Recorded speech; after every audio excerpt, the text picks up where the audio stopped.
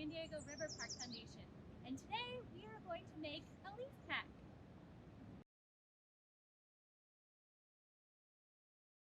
A leaf pack is a really cool tool that we use to determine the health of the water, and today we're going to show you how we make them.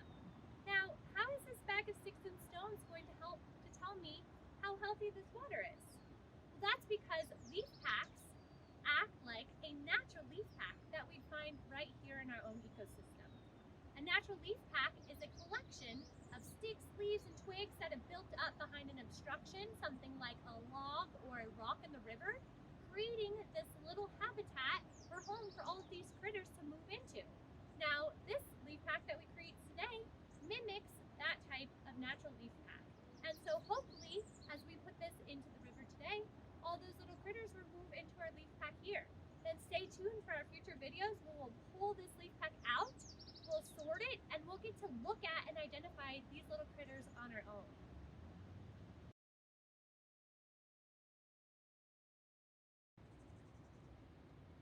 Alright, so let's get started on construction. Making a leaf pack is really simple, and we can even reuse some items that we have around the office or at home. So first up, what we'll want is a bag that will hold up in the water and has small mesh holes.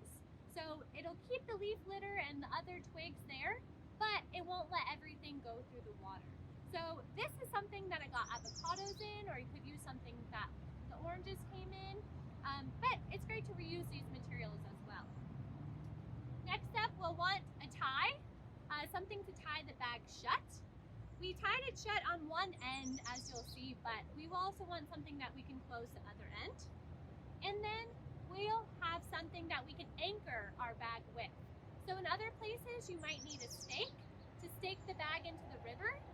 But here, because we have all of these big branches and logs, I know that I'll be able to safely tie the leaf pack onto one of these branches.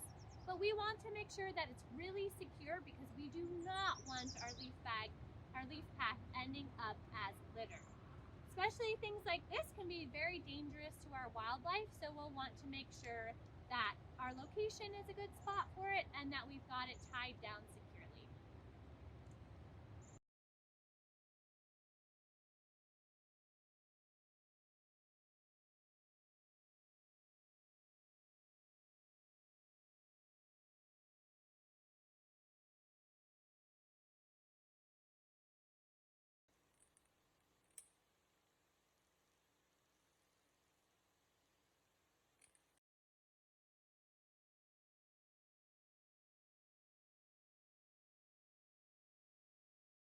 We've got our materials that we collected from the river.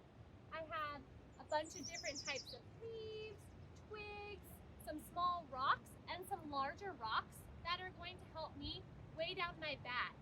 We do not want our bag to be floating on the surface. We want it to be nice and steady at the bottom where all of these creatures that we're looking for are going to live and find a good habitat. We will be looking for things that would naturally be falling in or already present in the river. We don't need to be pulling leaves off of other places or bringing leaves from other locations. So first off, I will put my rocks in the bottom. That'll be our good holding point to make sure that our leaf pack does not float away.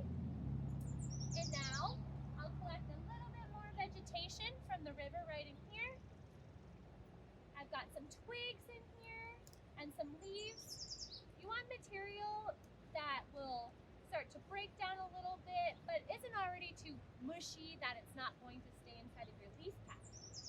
The idea is that the bugs that live in here naturally and the other critters, this is their natural food and their natural habitat.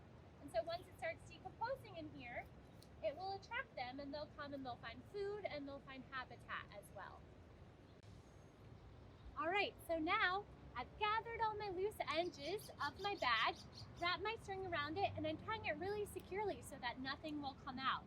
So in here I've got my stones, my rocks on the bottom to help hold it down in the river.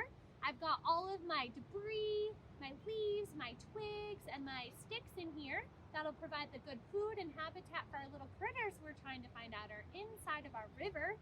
And it's all nice and tied shut so nothing will spill out and it's very secure. Now we get to go ahead and put it into the river.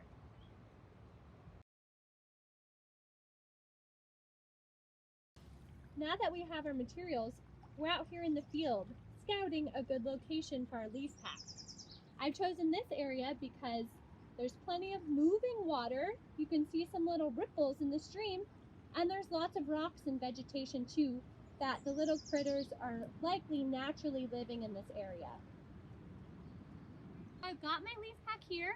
I've tied one end of my rope very securely through the bag. Again, we want to make sure that it's not washing downstream and potentially harming any of our wildlife.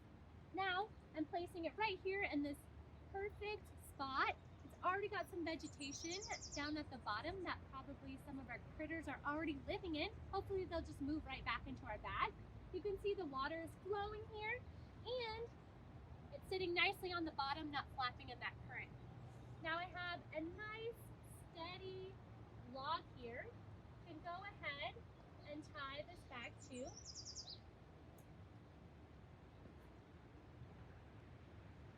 And just like that, our research tool is put in the water.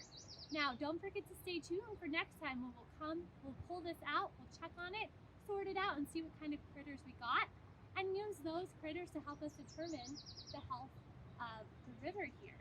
Now, this research session is over. We'll see you next time.